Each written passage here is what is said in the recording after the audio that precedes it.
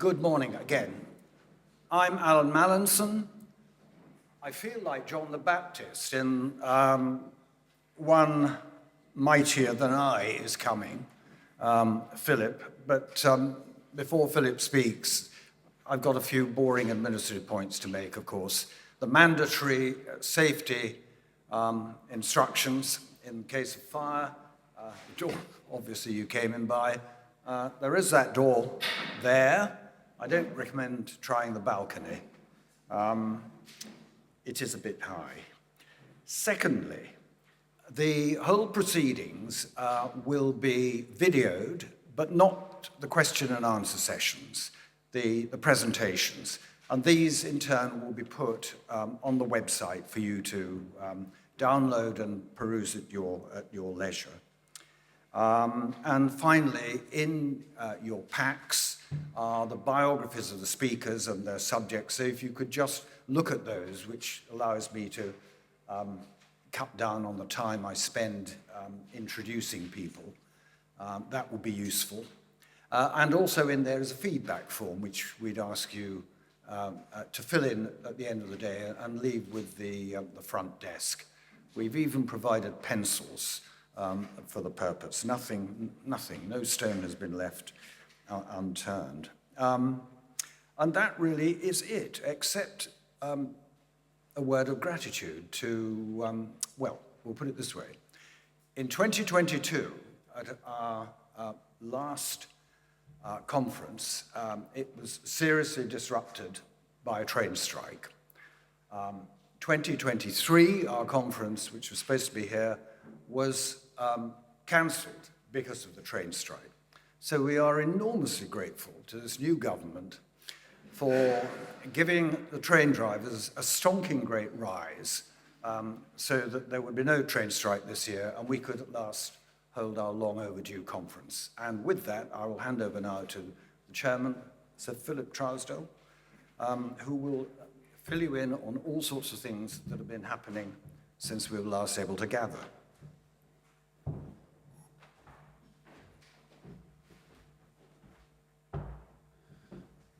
Alan, thank you very much for that.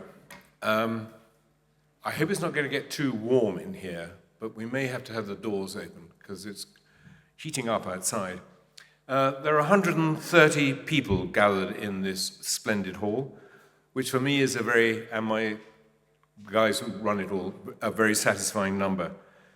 You're here for a conference entitled Museums in Conflict, which is our recognition of the challenges you tell us that you face.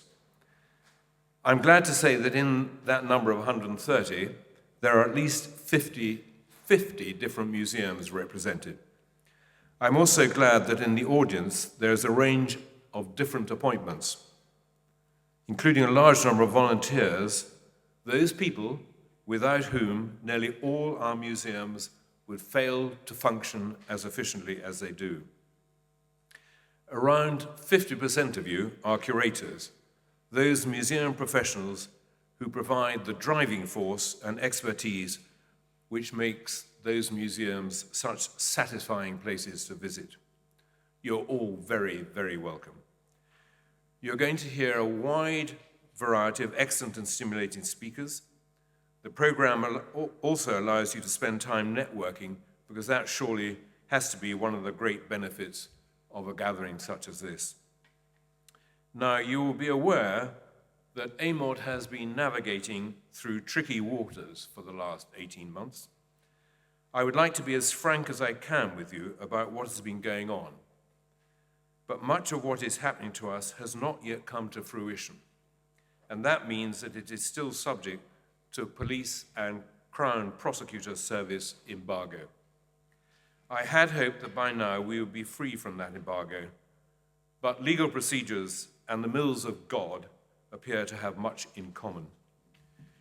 In outline, our former director, in the run-up to and during the period of confusion caused by COVID, introduced what perhaps could be politely described as a personal style of accounting with AMOT funds. Despite these irregularities, all our audited accounts during this period were signed off and presented to the Charity Commission. And you will recall that over the COVID period, that special timetable measures were in place for the presentation of our accounts. Now, these irregularities took some time to become apparent, and when they did, the Trust took swift action, starting with an internal investigation and disciplinary action before placing the matters in the hands of the Wiltshire Police. The Charity Commission is content that the AMOT trustees have handled this issue correctly, followed Charity Commission guidance correctly, and the Charity Commission is, of course, no longer involved, but is being kept informed by us of progress. The Charity Commission have no involvement with the current police investigation.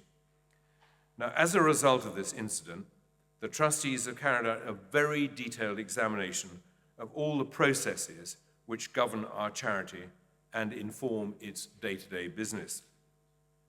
The examination included a complete reworking of our governance procedures, which of course must underpin any charity. Our work in this area has been so extensive that I would hazard to say that we now hold quite a degree of expertise in governance, and we may be able to offer advice in this field. Learning through suffering is painful, but very effective in forcing change. Then came a re-examination of our strategy in order to re-establish what our purpose is and how we should implement it.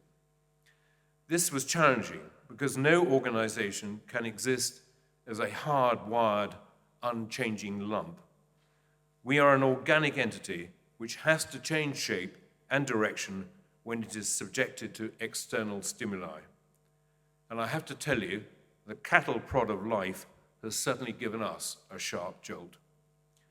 But AMOT has been subjected to change before and has always recognized the benefit which change possesses for any sector. When I was first a trustee, a long time ago, our office had just one person running it, a retired brigadier who worked for 4 days a week.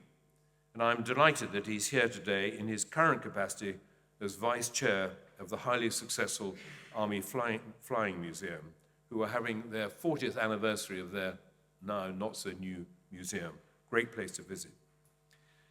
Now, his task was to address the concerns of the network by using his contacts in the Arts Council and the Army to run our grants program, to arrange the annual conference, and to bid for grants to support his work.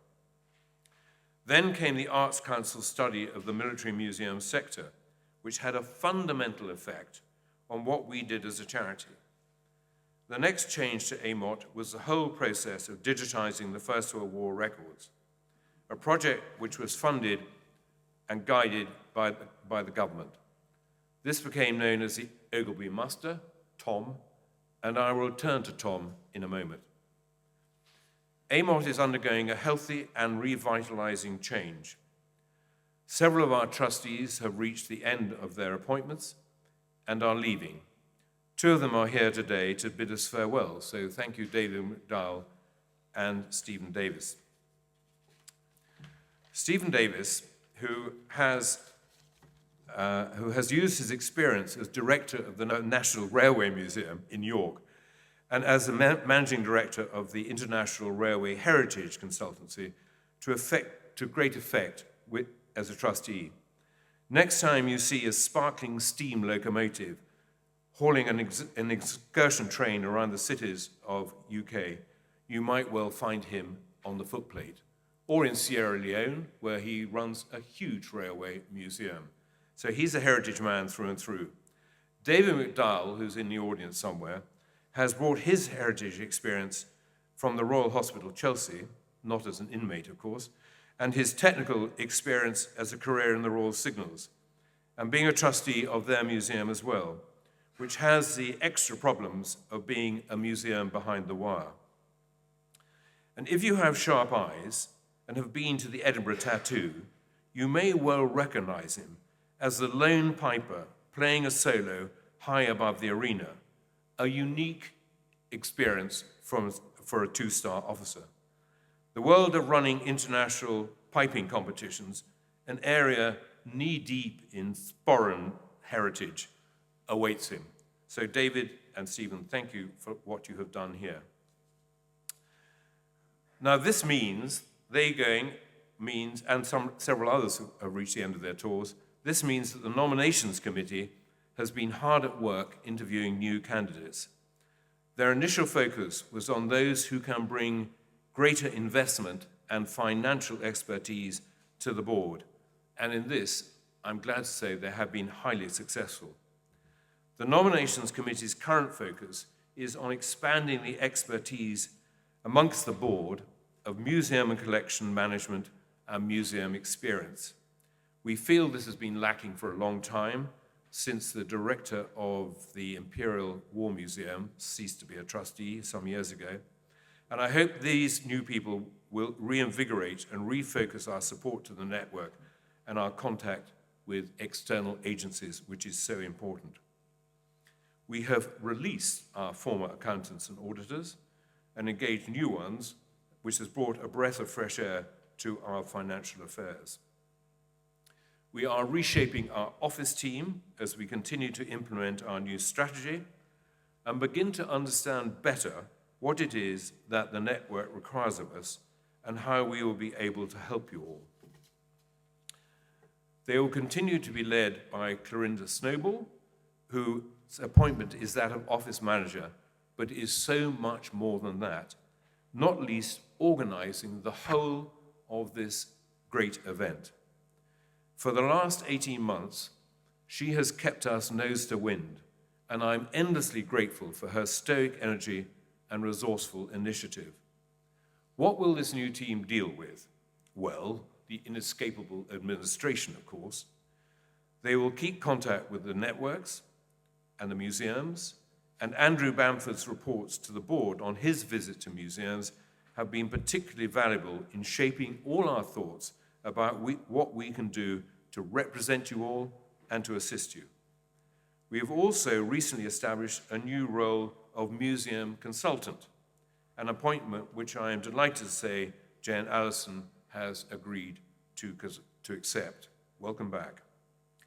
They will, of course, work at maintaining and strengthening our essential links with the Arts Council and the many organizations in the heritage sector, as well as improving our links with the Army to ensure regimental and corps museums can continue to display the current as well as the historical.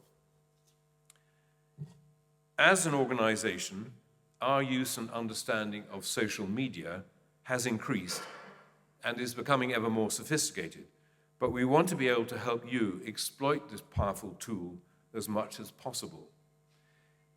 In our office, this is in the very capable hands of Hannah Larkin, who is here today. She is our communications officer. She is also the producer of our newsletter, which incidentally has a circulation of over 600 for every issue. To advise us in this field, we now have a trustee, Ed Sayer, who is a digital producer among his many other relevant to AMOT skills. You may well know him from his Amazing War Stories podcast, or from the fact that recently he published a guide to all the military museums in the 4 nations, including, of course, yours. He has some truly exciting ideas about the use of digital technology in the museum sector, so please chat to him during the breaks. And he has kindly agreed to deliver the final address of the day. Ed, can you wave a hand? At the back there. A great asset. And now briefly, back to Tom. A little history first. In the run-up to the First World War centenary commemorations, AMOT became aware that the military museums and collections across the nation held a substantial collection of records of all types concerning the First World War. AMOT made the case to the government that these collections were of national importance and should be digitized. Digitization would ensure 2 outcomes. First, permanent survival, and secondly, much wider and swifter access, both by the museums and by researchers. Particular emphasis was made by the government of the potential needs of the education sector as interest at community level grew in the approach to the anniversary.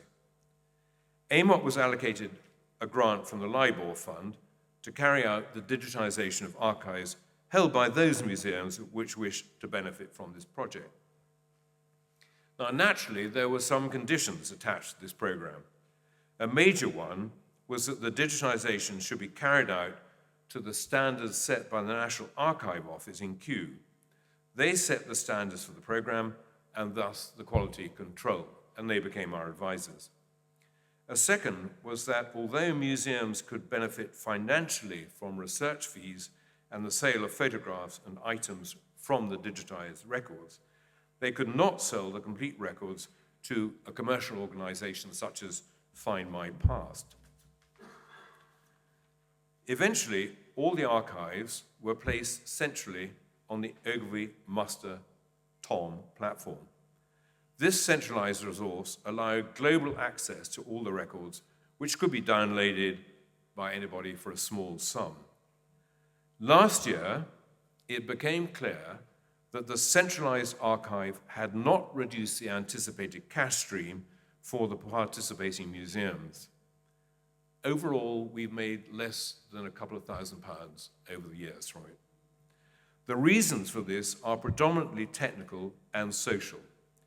Digital technology and the cost of global storage has evolved at a pace which AMOT could not afford to match, and the level of interest in the First World War has reduced considerably following its peak during the centenary anniversary. The AMOT trustees have therefore cancelled the contract with our technical partner, which provided the global hosting, and Tom will cease to exist as a unified collection of individual archives this month. All the anticipating museums will, perhaps already, but very shortly, have received instructions from Clorinda, our business manager, outlining what is happening now. In brief, the centralized data will be transferred to the original owners, although some may, of course, already have made their own copies. Museums will still be able to sell records as before, but the ban on selling the whole thing to a commercial organization must remain, as the project was funded from public money. AMOT will work in close conjunction with individual museums to ensure that technical matters are addressed and that timings for transfers are mutually convenient. We are being assisted in this by Ryan McDowell of Sysmetic, who is here today. I think he's joined us. Could you just wave a hand, Ryan? He's at the back, and here's the man who's helping us do this with you. So perhaps in the break, you can make contact and have a chat with him. We are content that the main priority of the project has been achieved. Every participating museum has had all their relevant archives digitized to the national standard free of charge, which is exactly what we had originally conceived, although the secondary aim of global hosting has unfortunately proved unsustainable. And we have, of course, been out to other organizations and asked them if they would like this. And all of them have said no, from the National Archives downwards, that this is not something that they want to take on or become involved in, which is a pity, but there we are. But this has been a long road, and I cannot escape the irony of the fact that it was on a stage in this building several years ago that I announced, much concern, that the original concept of digitizing the archives for the sole use of the individual museums had been expanded to a globally accessible project. I put my hands up. Mea culpa. But perhaps I shouldn't have ignored the authoritative and senior directions which assured me that our government paymasters would require global access for their money. They were wrong, and so was I. So that's where we stand now and how we got here. But what is important is not the past, but is the future. AMOT will continue to be the voice for Army museums, and I would stress that that is an independent voice. Although we now have an office in the old Staff College building, a shadow of its former self, we are not in any way tied to the Army. We work very closely with Army Heritage, as you'll hear shortly, but we are and will continue to be an independent voice representing the 140 museums that are part of AMOT. We believe that it is our task to support you through networking, through collaboration, and advocacy, and we will do that with whom and wherever we can be effective on your behalf. We believe that our founder and benefactor, Colonel Ogilvy's vision of ensuring that a regiment's esprit de corps and heritage should be preserved in order to inspire future generations of soldiers is still valid. But we would also recognize that many museums are dislocated by geography, by time, and by many amalgamations from those regiments which they originally represented. This dislocation clearly presents new challenges and new opportunities. So I'm much looking forward to Matthew Holden from the Soldiers of Gloucestershire Museum talking to us on an interesting question. Is his museum a tourist attraction or a military museum? And Claire Wallace, curator of the Suffolk Museum, talking about, amongst other topics, their relationship with the successor regiment, the Royal Anglian Regiment. But this dislocation also opens up, for me, a personal scintilla of concern about the Army. If our founders' belief still holds true, and I believe it does, then how and at what stage does the Army currently introduce soldiers to their heritage? And what part do museums continue to play in that process? For some, such as the Royal Signals Museum, which is in the same camp as their trainees, there is no problem. But what about an infantry trainee in Catterick? I would like to know what the answer to that is, and I intend to find it out. We must recognize that we are a long way from Colonel Ogilby, 70 years ago this year, persuading what was a very reluctant War Office that all those many county regiments should have a museum in their county training depots to tell conscripts and volunteers of the deeds of their forefathers. And I would very much like to hear your thoughts on that issue. Now, all our speakers will in one way or another speak to our conference themes: relevance, resilience, and reinterpretation, because we believe that those three themes underpin the challenges and therefore the opportunities which currently face the AMOT Museum network. Felix Hell from Sotheby's will talk about the acquisition and disposal of items, which surely plays to the relevance. And some years ago, AMOT began to draw up, I don't know what you describe it, a workbox of tools, because museums were saying to us, how do we close down?